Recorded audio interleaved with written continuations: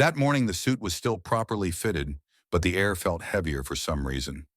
I had worn that uniform, the white shirt, the navy blazer, and the 4 gold stripes on my shoulders more times than I could remember. It was weighed down by 18 years with North Maple Aviation and 10 years in the Royal Canadian Air Force prior. However, I couldn't get rid of the feeling that something had changed when I repositioned my tie and pressed the final button. The air within the building, not the sky or the weather, as if it were a warning I couldn't yet articulate. Miles Danner is my name. I am a 56-year-old senior captain who works out of Calgary as the director of flight training at North Maple. Or I was anyway. Like other mornings, that one began routinely, professionally, and with a goal. I got to the training wing shortly before 7 in the morning. An old beat. I had created a rhythm. As 5 trainees went over their briefing documents, the simulator room was filled with quiet whispers. 3 were eager but inexperienced new hires from regional airlines. The other 2 were crossovers from the military who were still getting used to civilian protocol. Over the years, I'd worked with hundreds of them, all different, but all aiming for their 4th stripe. I couldn't get the same sense of calm fulfillment from flying alone as I did from watching them. At the front, Erica Mulroney was inspecting the clipboard contents. "Good morning, Captain," she murmured in a kind yet brisk voice. Like mine, her eyes followed every little detail.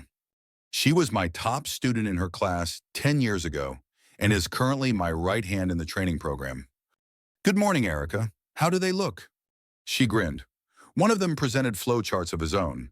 He's either overanalyzing everything or he's being serious. I was ready to reply when I saw a tall man with an unknown face, a tailored gray suit and a thick frame crossing the hallway. With his security badge dangling at his hip, he strode quickly toward the administrative wing without pausing or nodding. However, there was a purpose to his movements, as if he already felt entitled to ownership. Erica whispered, "That's him," as she followed my eyes. "Trevor Lancaster, new vice president of operations, began this week." I saw him vanish behind doors made of frosted glass. Don't introduce yourself, not a memo, simply showed up. North Maple used to shake hands in the staff lounge and send out emails from the CEO to announce changes in leadership. It felt strange. Keep quiet, surgical. One of our senior captains, Logan Hayes, entered and whistled softly. I heard that he was flown in from Toronto by the brass. Spreadsheets are important, but stick time is not. I furrowed my brow. Do you know what he's trying to change? Logan gave a shrug. Operational optimization and cutbacks are the rumors. Restructuring. Typical gibberish. Subtle at first, then roaring in your ears, the word restructuring struck me like an engine noise after takeoff. I had previously survived mergers, changes in leadership, fleet upgrades, and industry developments. However, this one seemed more focused for some reason. It didn't appeal to me. I ignored the thought, though, and went into the simulator room with the others. We practiced emergency protocols, crosswind landings, and intricate go-around scenarios for the next 2 hours. My comfort zone was the buzz of the machinery and the gentle clicks of toggled switches.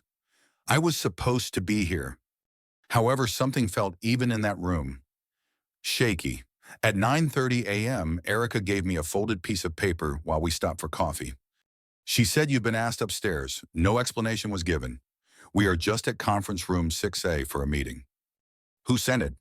She paused. "Admin." However, the calendar notes contained Lancaster's name. No invitation to a meeting, not a warning, only a call. My fingers tightened around the fold as I gazed at the paper for a long while. I had always understood that my career would eventually come to an end. However, I had thought that there would be a handshake and perhaps a toast to say goodbye. A man I had never met and not a nebulous request. I took a quick look down the corridor to conference room 6A, which was located at the top of the administrative wing like a vault. This meeting was not scheduled by them. Why, therefore, is my name displayed on that screen? Operational alignment has affected your role. Trevor Lancaster started off like way, his voice lifeless and devoid of any emotion or uncertainty. When he stated it, he didn't even raise his head from his laptop. Uncertain whether I was supposed to sit or just take the hit while standing. I stood across the shiny boardroom table. I went with the latter. It felt more stable to stand. When he did look up, he cautiously folded his palms across the keyboard. It's a component of a larger business efficiency mandate. According to our assessment of overlapping functions, the training division was hefty in weight. I remained silent. It was too quiet in the room. The table was covered in angled shadows from the partially closed shutters against the Calgary morning sun. Outside the glass walls, the only sounds were the quiet hum of the HVAC system and the faint tapping of a keyboard. Almost as an afterthought, he continued, Captain Danner, this isn't a reflection of your performance. Your record is self-evident. Why am I here then, I asked, maintaining a steady tone of voice. I wasn't yet upset, simply cold, empty. His fingertips just touched the edge of a manila folder as he pushed it across the table. We have accepted your severance package. It has a standard non-disclosure agreement, a prorated bonus, and 4 months of pay continuance. I kept my hands off the folder. Is there a rationale to my lack of notice? He shrugged indecisionally. We've discovered that smooth transitions result from clean breaks. Who is the cleaner for? I glanced at the folder below. It was unreal, like if I were seeing someone else go through this. I was at least 15 years older than Trevor, if not younger. His tie was pricey, his suit was impeccable, and his face was unreadable. He didn't bear the burden of making calls in the cockpit. When the weather changed or a warning light flashed at 35,000 feet, nor did he bear the scars of flight. Who is taking over the supervision of training? I inquired. He hesitated. Operational analytics will be used to consolidate that function. Analytics for operations, I said it again. This department is brand new, measured, resource allocation based on data. I chuckled quietly. I was unable to resist. All right, not a pilot then. He didn't answer. Behind me, the door opened. HR's Ellen Tran intervened with a clipboard and a black envelope that had been provided by the company. Her eyes moved to mine with a look of sympathy, but her face remained deliberately neutral. Or remorse, perhaps both. She said, Captain Danner, I'll guide you through the process of leaving. I gently nodded once. Do you have any further questions? I questioned Trevor. He turned back to his screen and shook his head. Your final paperwork is with HR. We'll require your security fob badge, and you have to return your uniform before you can exit the building. For a little longer than necessary, I stood there. It was coming to an end in less than 5 minutes after 18 years. No thank you, no shaking hands, just a folded sheet of legal paper and a script with bullet points. I stood up straight and went out into the corridor. Ellen's heels clicked lightly on the glossy floor as she followed in silence. I apologize, Captain, she said. I didn't make this choice. I understand, I answered. The framed pictures of the founders, the first airplane, and the first Calgary-Ottawa flight were passed along the wall. There was no picture of myself. The trainers weren't. Only marketing-friendly milestones and executives. I changed into my civvies in the locker room. After the uniform, the sensation of cotton and denim was startling, like waking from a deep sleep. The blazer shirt slacks and tie were all folded by me. In the stack, I put my captain's hat at the very top. An old photo was still affixed to the panel inside the locker door. This group photo was taken during my first year at North Maple. We were grinning foolishly in the snow as we stood next to a Dash 8. In the front row was Erica. Logan was giving a thumbs-up gesture. I spent a lot of time looking at that picture. 18 years old, numerous pilots were trained, innumerable hours were accrued, and innumerable holidays were lost because of duty, reduced to one last walk in a folder. I packed my duffel bag and made my way to the ground-level HR exit. For me, Ellen held the door. I didn't turn around. As soon as I got outdoors, my phone buzzed. Logan's message. Is it accurate? Are you not there? I read it twice. I didn't answer. Not quite yet. Now the morning air was cooler. I gave them 18 years. I was handed a folder. This meeting was not scheduled by them. Why, therefore, is my name displayed on that screen? We ought to make a sick call. Every one of us. Erica's remarks were unexpected, startling, and hard to ignore as they shook the room like a violent turbulence. We were in the third-floor crew lounge, the same one where I used to have midnight pastries and pour coffee with junior captains to debrief them. However, there was no coffee today and nobody appeared at ease. I didn't intend to return upstairs. I had spent at least 5 minutes standing in the parking lot after turning in my ID, contemplating whether to drive off or venture out into the unknown. However, after reading Logan's message, which was followed by another from Erica, that only read, Pilot Lounge. Now, like a man possessed, I turned around and went back inside the building. When I entered the room, there were 15 pilots there. Every minute more were coming in. Duffel bags hanging across shoulders, some in uniform, some still in their weekend jackets. They were all looking at me. Is it accurate? Logan got up from a chair by the window and inquired. Are you gone? I said effective immediately. I was surprised by how steadily my voice came out. It's not personal, simply business. The group heard a low murmur that sounded like an engine rumbling just before takeoff. Daniel Fontaine, one of my previous first officers, responded, bullshit. The entire training curriculum was created by you. You are responsible for their safety record. I extended a hand. Look, it's finished. Although I appreciate your support, none of you should be involved in this. You need to catch a flight. No, we don't, Erica retorted. Her brows were furrowed as she held her laptop open on her lap. Until we speak. I took a seat next to her. I've been comparing internal maintenance reports from the last 3 months, she said, turning the screen to face me. What am I observing? I inquired. Differences, she answered, between the reports from technicians and the actual files submitted to Transport Canada. By the time they reached the system issues that had been classified as critical in the original logs, had abruptly been lowered to advisory. I felt sick to my stomach. I leaned closer, looking at the entries and dates. Abnormalities in hydraulic pressure, errors in the sensors. Replacements of scheduled components were postponed past the manufacturer's advice. The tech logs are being overridden by whom I inquired. No name tags. However, the cuts began as soon as Lancaster arrived. I surveyed the space. Now every pilot was observing the tension between us, strung like a live wire. Our union liaison, Sophie Keegan, was standing with her arms folded in the rear corner. Under Section 702 of Transport Canada's aviation guidelines, any pilot in this room has the right to postpone or decline duty if there is a valid safety concern. It's a serious move, Logan whispered. Sophie gave a nod. It has legal protection as well. There was a dense quiet. Above the coffee maker, I could hear the ticking of the clock. Erica remarked, I haven't flown since last Thursday. And until we find out what's happening, I don't intend to enter any cockpits. Logan let out a deep exhale. I'm not either. Either me, Daniel continued. It's impossible to ground the entire airline, I answered, half incredulous. Erica looked directly at me. Can't we? She didn't sound defiant. It was quiet, concentrated. The voice of someone who chose to push back after being overpushed. Sophie declared, this is not a mutiny. This is defense. For ourselves, the crew, and the passengers. I wiped my face with my hand. That screen statistics weren't a coincidence. They weren't only misunderstandings either. Someone was tampering with data, potentially endangering lives in order to meet performance goals. I said, I don't have a plan. I came here not to initiate any action. That isn't accurate, Erica said. There's a reason you returned. Perhaps you simply weren't aware of it yet. More pilots came in. Now the lounge was packed. Vancouver, Halifax, Toronto. The flight board on the wall flickered faintly. The departures are getting closer. Still, nobody made a move. Sophie then raised her head from her phone. There is a whistleblower policy in place at Transport Canada.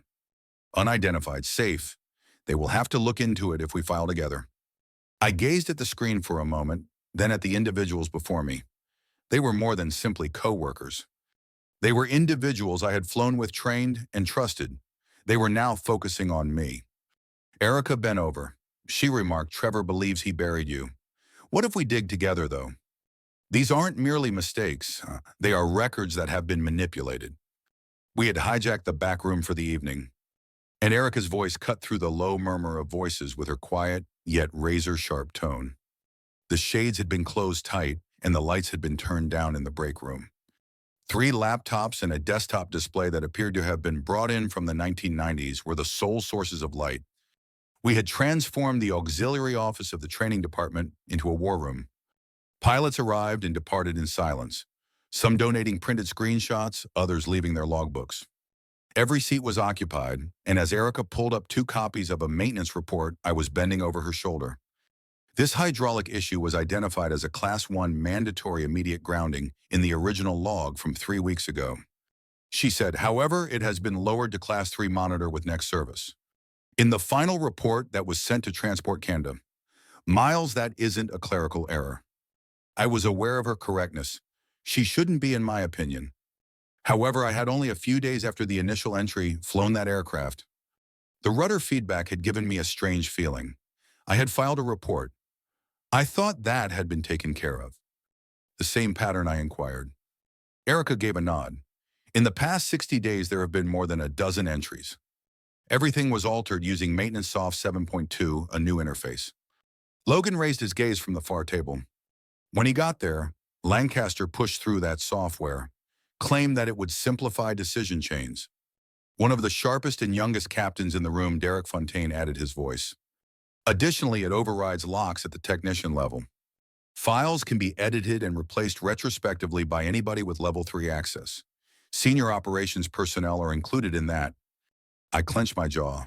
Despite never having been in a cockpit, Trevor Lancaster now had the authority to change safety evaluations from a desk. Like a trial lawyer putting up a case, Sophie was standing at the whiteboard where she had been organizing data points. We're talking about more than just carelessness if we can demonstrate intent. A pattern where important maintenance is purposefully put on the back burner to keep airplanes flying. We are discussing fraud as well as criminal responsibility. Everything altered as a result. I declared I don't want a damn vendetta. Retaliation is not the point of this. All right, Sophie said. Since this isn't a personal matter, it's structural, and someone will be harmed if we do nothing right away. The room's tension was changing. It was organization now, not just indignation. Derek combined timestamps with flight logs to demonstrate that aircraft were being sent out with unfixed defects while Erica and Logan split up the log reviews. I reclined and massaged my temples. I couldn't tell if I was angry or tired, most likely both. What is the ultimate objective here? Finally, I asked. Sophie didn't hesitate to answer. Send a formal report to the Safety Division of Transport Canada, group submission. Cited with supporting data. We have control over the story if we submit it during the next day. What if Lancaster discovers? Logan inquired. After that, Erica stated we make sure the evidence is off-site, stored and duplicated. I've already printed copies and backed up the essential reports to a private drive. I surveyed the space. Everybody was scanning, uploading files. And cross-checking. Experts, concentrated, unified, not a drama, don't panic, just a purpose. The system we had trusted for so long no longer trusted us. And now here we were, teachers and pilots, not saboteurs, doing what we had to do to ensure the safety of everyone on our aircraft. Everyone froze when there was a soft knock on the door. Derek took a look through the curtains. Allison from dispatch only, delivering an additional maintenance printout. Erica let out a breath. We might not have as much time as we once believed. A house is being cleaned by someone. She said, look at this, and opened a new file. They have already begun to clear backlogs that are more than 60 days old. That would be deleting a paper trail, Logan whispered. It is a shredder that is digital. Heart pounding, I stood. How long do we have? Erica checked the clock on the system. It may take 6 to 8 hours before critical logs vanish if the purge scripts are running. With calm eyes, she turned to face me. We must relocate before the logs are erased. We might only have a few hours. Flight 412 to Winnipeg has been canceled because the crew is not available. Like the first fracture in a dam, the announcement reverberated throughout the terminal. It was only a line over the intercom, and it was delicate, even courteous. But I understood what it meant. It signaled the start of the standoff. In an attempt to look like any other civilian wandering around a restricted area, I was observing from the staff observation deck next to Gate 23 as my coffee grew cold in my hands. Flight attendants in uniform moved silently below. Nobody appeared panicked. Simply stopped, as if the day couldn't start until someone gave the all clear. We hadn't instructed anyone to abandon their tasks. We didn't have to. Both the evidence and Transport Canada's emergency contact number were self-evident. Each pilot had submitted a report after seeing the modified maintenance records, a few without identifying themselves. Some boldly displayed their names. It was a wave now, not a whisper. The atmosphere in the pilot's lounge had changed from one of anxiety to one of resolve. Logan and Erica were speaking with other senior captains over the phone. Sophie had created a Dropbox folder with cross-referenced documents, printouts, and duplicate reports. We were no longer only defending ourselves, we were defending one another. The cancellations began to spread by 7:50 a.m. grounded Toronto. Halifax on indefinite hold. The public was unaware of a regional connector to Yellowknife. That was characterized as being on mechanical hold. Operations, however, did. They were also in a panic. When the doors slid open and Trevor Lancaster, accompanied by two helpers, jumped out, I was standing close to the elevator. The redness that was creeping up his neck was visible through his immaculately ironed suit. His jaw was tightened and his shoulders were taut as he walked quickly. At first, he didn't notice me. However, he halted in the middle of his stride. He said firmly, "Captain Danner, you no longer have jurisdiction over this." I took a casual step back. "I'm just stopping by." "You're interfering with operations," he yelled. "I haven't spoken to your employees at all." He took a step forward. "So why do pilots refuse to report for duty?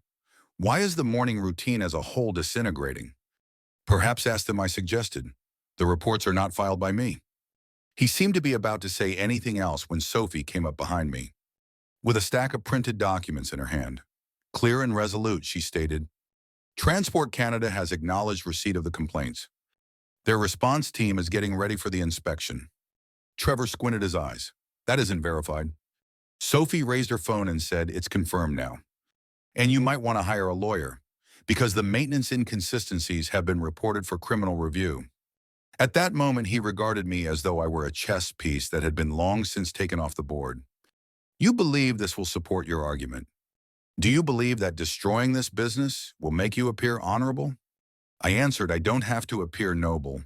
All I have to do at night is sleep." The terminal board behind us reloaded. One more flight with the label canceled. Without saying anything else, Trevor turned and vanished down the operations hallway. Shortly after, I got a call from an unfamiliar number. The voice on the other end sounded straightforward, assured, and somewhat recognizable. "Victor Chen here, Captain Danner, Skylift Canada's CEO." I stepped back from the pedestrian traffic. "Yes, sir." I recognized that North Maple might have made a serious mistake in judgment.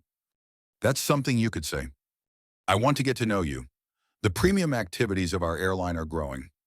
We require leadership, particularly from someone who is knowledgeable about both the cockpit and the classroom." I paused. "That's pretty, but..." "At this moment, I don't require an answer," he stated. "Just a discussion. We've been watching you for some time. It seems like the right moment right now." I didn't make a commitment. However, something changed within me. Perhaps it had nothing to do with getting even. Perhaps the goal was to construct something more robust and clean on higher ground. Logan was back in the lounge using his tablet to view the internal operations dashboard. "There could be up to 9 cancellations," he declared, "and it was just picked up by the news." "Which store?" He turned to face me on the screen. "CBC, ticker on the front page. North Maple pilots refuse flights amid safety concerns. Whistleblower investigation underway." I silently gazed at it. Logan reclined. "The story was just picked up by the press," he stated. "It's all over now." "You're not just back in the game, Miles," Victor acknowledged. "You're rewriting the rules." On the upper level of Skylift Canada's new training facility in Vancouver, I stood next to him as the finishing touches were applied to a classroom that still smelled of freshly painted walls and drywall. I had contributed to the design of the area, which included 6 full-motion simulators, intelligent meeting rooms, and digital briefing rooms that were linked to real-time fleet data. It served as more than just a pilot training facility. It served as a location for cultural reconstruction. The standoff at North Maple had lasted 3 weeks. National headlines, 3 weeks of canceled flights, and a full-scale Transport Canada inquiry followed. The consequences had been immediate. Trevor Lancaster was put on leave right away. 2 days later, the CEO quit in order to maintain core routes. North Maple's board hired a crisis PR company by the end of the week and started renting crews from smaller charter airlines. They made a settlement offer to me. I refused to accept it. In contrast, Skylift moved swiftly. Victor Chen wasted no time on politeness. In addition to the opportunity to remain current as an active pilot on specific routes, he gave me a contract that I couldn't refuse, complete liberty to create and oversee the airline's operational training section. Is that all he asked for? Build it how you want it. Start with the people you can trust. So I did. The first group of pilots entered the training site that morning. They were allies, not strangers. Erica Mulroney came in first, eyes searching every inch rucksack thrown over one shoulder.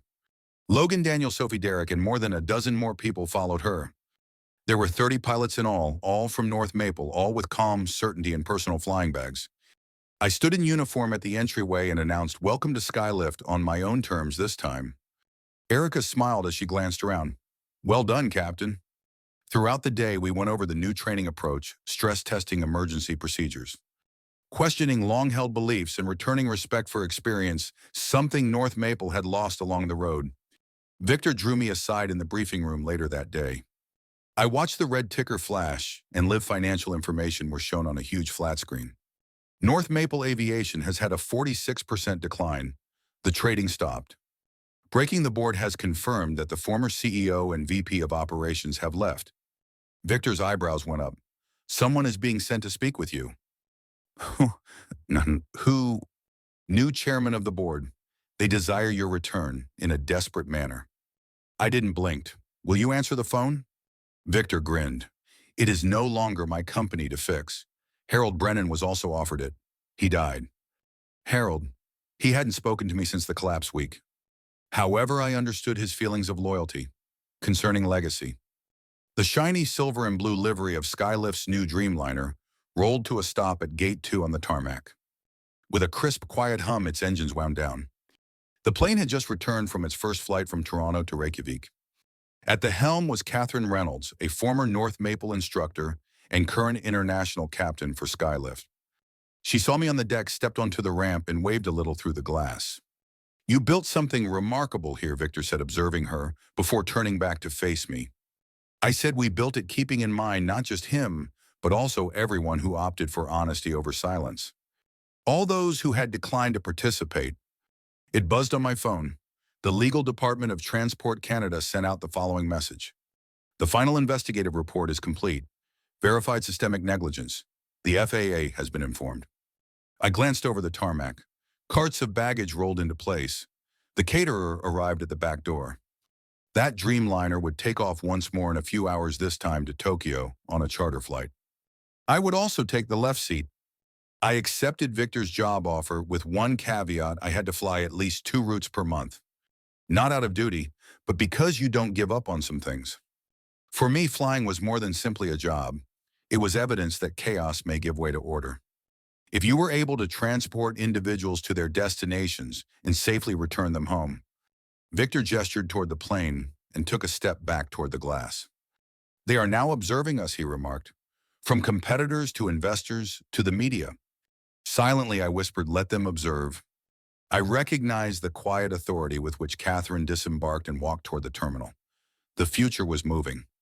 "I'm flying again tomorrow. I don't have to. However, I still wish to." The air feels colder, and your value is questioned when you are silently removed from a place where you have given your heart. I was there when it happened, and so did innumerable others, those who arrived early, stayed late, and were yet cast aside without gratitude. There are numerous stories like this one. A reminder that honesty is still important in a world where profit margins and well-written emails rule. I hope this story serves as a reminder to anyone who has ever experienced the hurt of injustice. Composed, targeted action is more effective than rage. Rebuilding something better rather than seeking retribution is sometimes the best form of retaliation. I appreciate you taking the time to read this trip. Stories like these have a chance to be heard because of your attention. Write a 1 in the comments if this tale resonated with you, and perhaps include an example of a time you stood your ground. It may need to be heard by someone else. For more real-life tales of justice and resiliency, don't forget to subscribe. And if you know someone who is subtly harboring their own betrayal story, tell them about it. Who knows who it might motivate?